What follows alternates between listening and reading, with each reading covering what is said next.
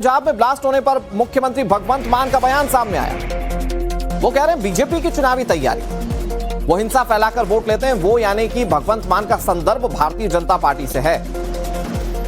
एक तरफ डीजीपी साहब कह रहे हैं पाकिस्तान का हाथ हो सकता है, दूसरी तरफ भगवंत मान का कहना है कि भारतीय जनता पार्टी जहां भी जाती है लड़वा कर चुनाव लड़ती है, चुनाव जीतती है। भगवंत मान ने कैसे भारतीय जनता पार्टी को इन ब्लास्ट के पीछे बताया, जरा सुनिए। बीजेपी का ये स्टाइल है काम करने का। जिस स्टेट में इलेक्शन लड़नी है, पहले वहां पे दंगे करवा दो, छोटे मोटे धमाके करवा दो, कुछ आपस में लड़ाई करवा दो, धर्म और जाति के नाम पे बांट दो लोगों को। ये बीजेपी की पंजाब की तैयारी है।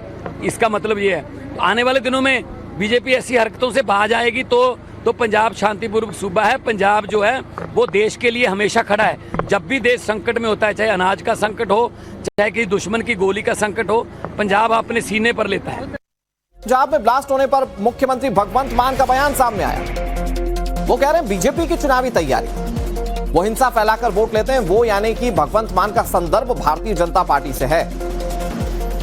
एक तरफ डीजीपी साहब कह रहे हैं पाकिस्तान का हाथ हो सकता है, दूसरी तरफ भगवंत मान का कहना है कि भारतीय जनता पार्टी जहां भी जाती है लड़वा कर चुनाव लड़ती है, चुनाव जीतती है। भगवंत मान ने कैसे भारतीय जनता पार्टी को इन ब्लास्ट के पीछे बताया, जरा सुनिए। बीजेपी का ये स्टाइल है काम करने का। जिस स्टेट में इलेक्शन लड़नी है, पहले वहां पे दंगे करवा दो, छोटे मोटे धमाके करवा दो, कुछ आपस में लड़ाई करवा दो, धर्म और जाति के नाम पे बांट दो लोगों को। ये बीजेपी की पंजाब की तैयारी है।